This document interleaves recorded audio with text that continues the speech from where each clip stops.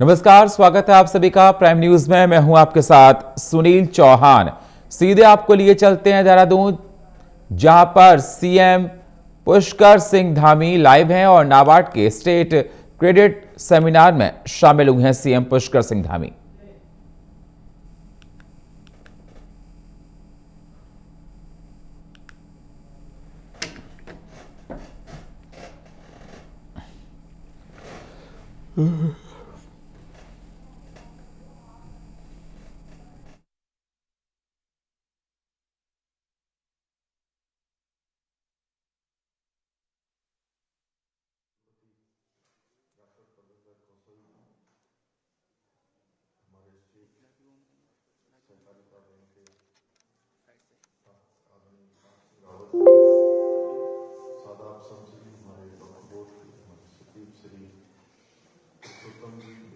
हमारे विनोद कुमार सुमन जी, स्टार श्री पांडे जी समेत सभी आए हुए थे।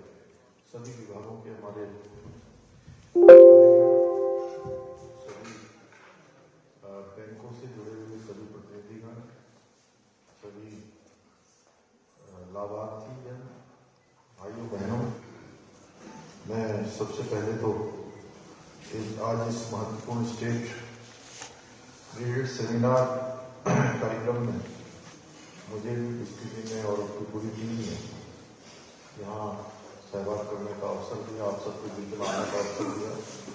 मैं सभी का इस आयोजन इस स्टेट क्रेडिट सेमिनार आयोजन करने वालों को सबको मैं अपनी ओर से बहुत धन्यवाद करता हूँ। और इस अवसर पर विशेष रूप से मैं नाबार्ड का आभार व्यक्त करना चाहता हूँ। जिन्होंने उत्तराखंड में बहुत सारे सेक्टरों में, जिसमें कृषि, बागवानी, छोटे और मध्यम क्षेत्र के उद्योगों के विकास हेतु जो उन्होंने अभी अन्य राज्यों के साथ, हिमाचल के साथ, जम्मू कश्मीर, जो हमारे आसपास के हमारे समकक्ष के राज्य हैं, पर्वतीय राज्य या जिनको हिल स्टेट कह सकते हैं, उनकी और हमारी जो तुलना रखी और उसमें जो आगामी वर्ष के लिए 40,000 करोड़ रुपए का ऋण की जो योजना तैयार की है, उसके लिए मैं आपको विशेष रूप से धन्यवाद करता हूँ कि जो हमारा मिशन है, उसी मिशन को हमारा नाबार्ड भी जो है आगे बढ़ाने का काम कर रहा है। साथ में हमारे प्रधानमंत्री जी का जो उन्होंने अनेक बार एक बात को उन्होंने शुरू किया केदारनाथ से, 21वीं सदी का तीसरा दशक उत्तराखंड का दशक होगा, और उसको फिर उन्होंने अनेक अवसरों पर कहा है। और वो बात हमारे लिए चरितार्थ भी हो रही है जब हम देखते हैं कि हम तेजी से इन क्षेत्रों में भी आगे बढ़ रहे हैं।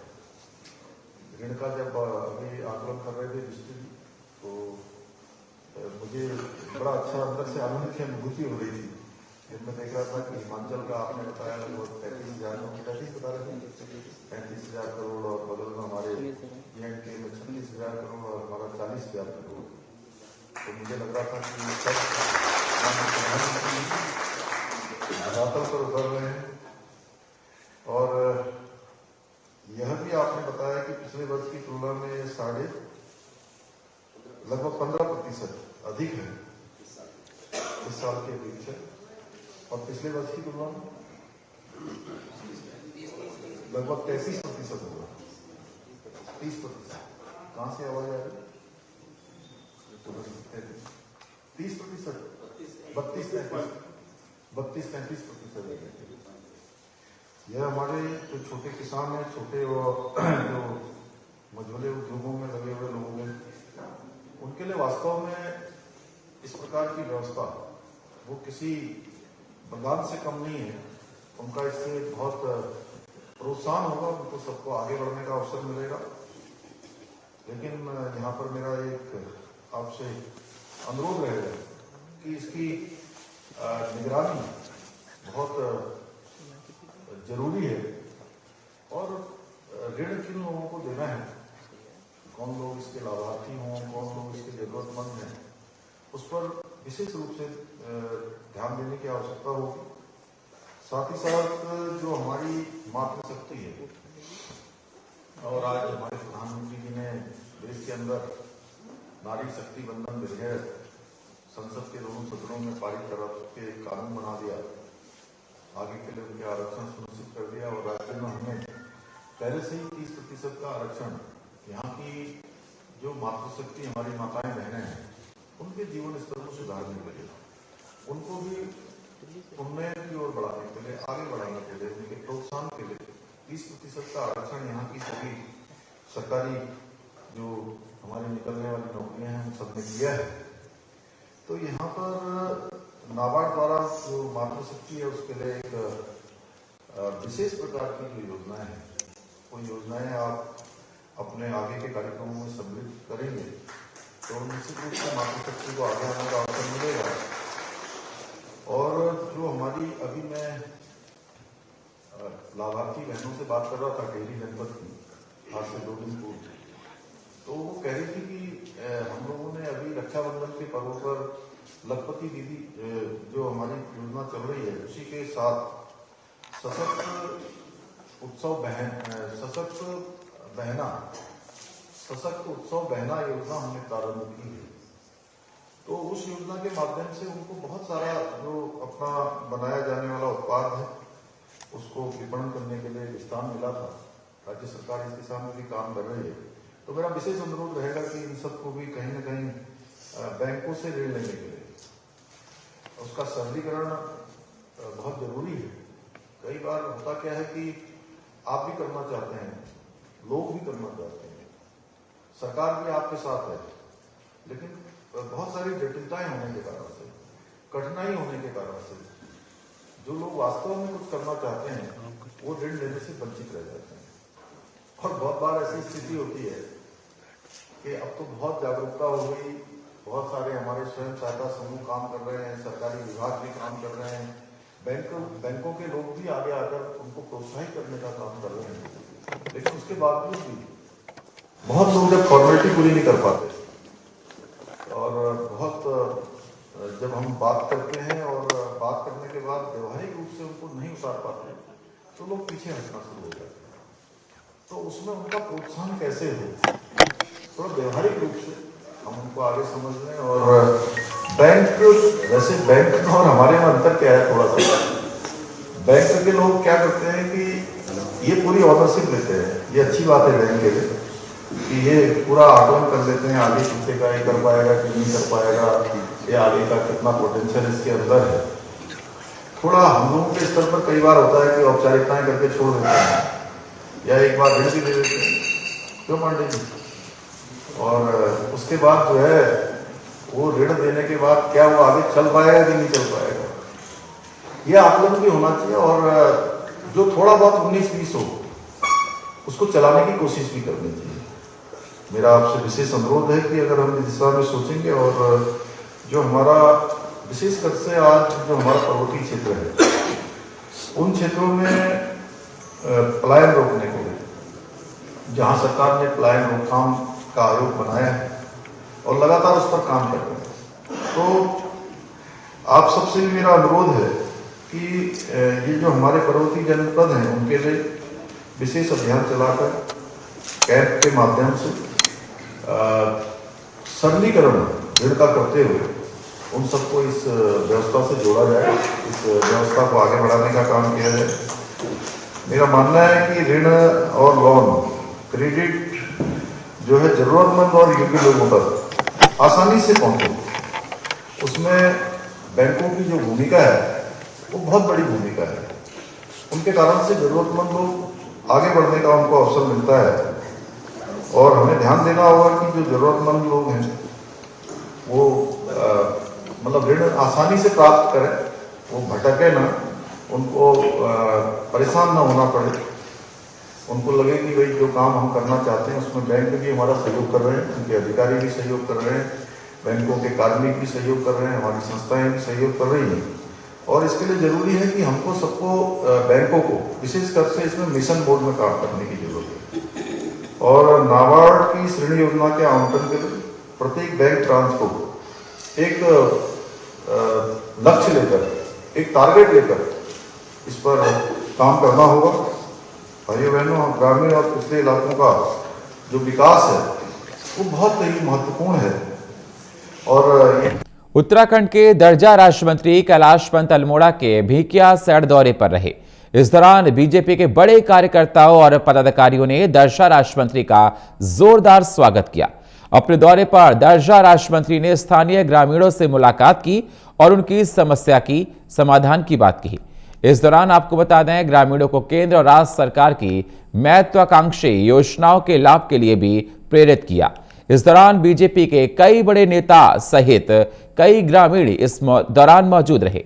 तो दर्जा राज्य मंत्री का भिकियासैड़ का दौरा, बीजेपी कार्यकर्ताओं ने उनका जोरदार स्वागत किया, स्थानीय ग्रामीणों से मुलाकात की और उनके विकास को लेकर बात की। विकासखंड भिकियासैड़ के बासोट बाजार पर भाजपा कार्यकर्ता पदाधिकारियों ने दर्जा राज्य मंत्री कैलाश पंत का फूल माला पहनाकर ढोल नगाड़े के जबरदस्त स्वागत किया।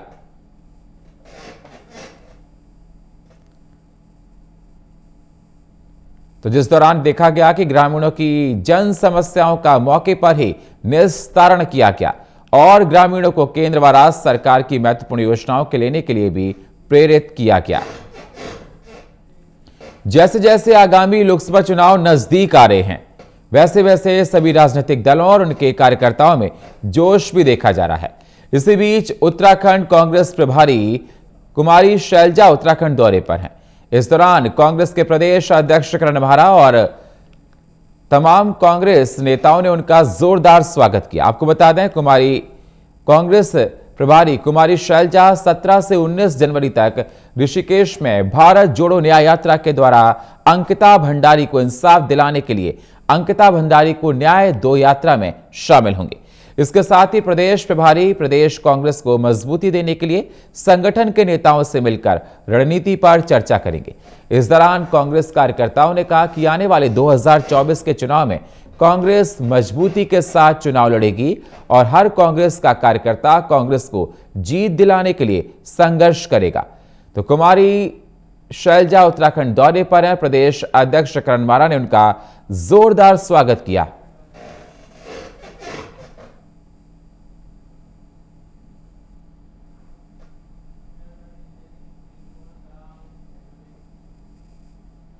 देहरादून में पुलिस महकमे में बड़ा फेरबदल किया गया है। वरिष्ठ पुलिस अधीक्षक अजय सिंह के आदेश पर यह तबादला किया गया है।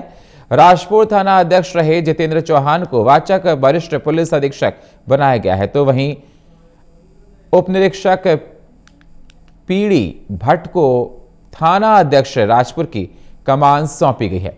इसके साथ ही निरीक्षक कैलाश चंद्र भट्ट को नगर कोतवाली प्रभारी निरीक्षक बनाया गया है, तो निरीक्षक राजेश शाह को कोतवाली विकास नगर का प्रभारी बनाया गया है।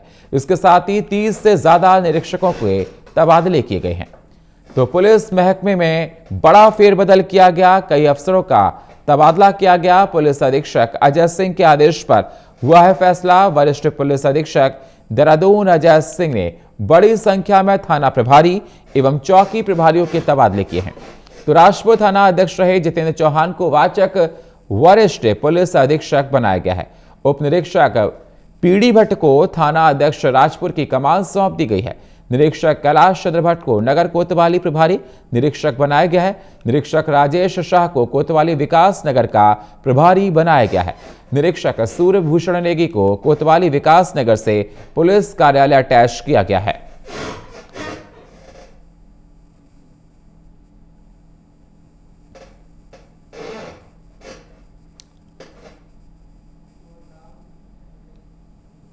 हरिद्वार में गंगा स्नान के लिए पहुंचने वाले श्रद्धालुओं की भीड़ उमड़ रही है। मकर संक्रांति पर गंगा स्नान का विशेष महत्व माना जाता है और इस दिन पवित्र नदियों में स्नान कर पुण्य करने से कई यज्ञों के बराबर पुण्य अर्जित होता है। मकर संक्रांति गंगा स्नान को लेकर पुलिस और प्रशासन की ओर से सुरक्षा के पुख्ता इंतजाम किए गए हैं। स्नान को लेकर सीओटी जूही मनराल ने बताया कि हर की पौड़ी सहित सभी घाटों पर पर्याप्त पुलिस बल तैनात किया गया है। साथ ही सुरक्षा व्यवस्था की दृष्टि से मेला क्षेत्र को 7 जोन और 17 सेक्टर में बांटा गया है। गंगा घाट पर उमड़ी है श्रद्धालुओं की भीड़। तो आपको बता दें, हरिद्वार में गंगा स्नान करने के लिए भारी तादाद में श्रद्धालु आ रहे हैं, जिसको देखते हुए घाटों पर सुरक्षा के इंतजाम किए गए हैं। तो सुबह से ही देखा जा रहा है कि लोग गंगा स्नान कर रहे हैं। आज मकर संक्रांति का पर्व है और देखा जा रहा है श्रद्धालुओं की भारी भीड़ हरिद्वार पहुंची है और गंगा स्नान किया जा रहा है। आज के दिन मान्यता है कि अगर गंगा स्नान किया जाए तो हजारों यज्ञ के बराबर पुण्य की प्राप्ति होती है।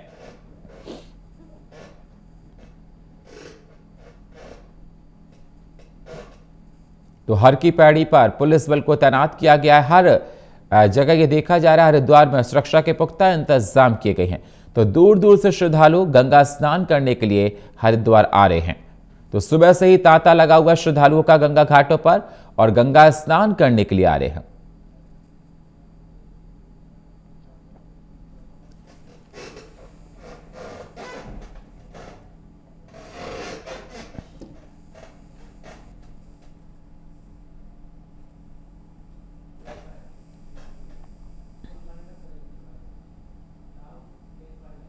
और फिलहाल इस बुलेटिन में इतना ही। बाकी खबरों के लिए आप बने रहिए हमारे साथ। तब तक के लिए नमस्कार।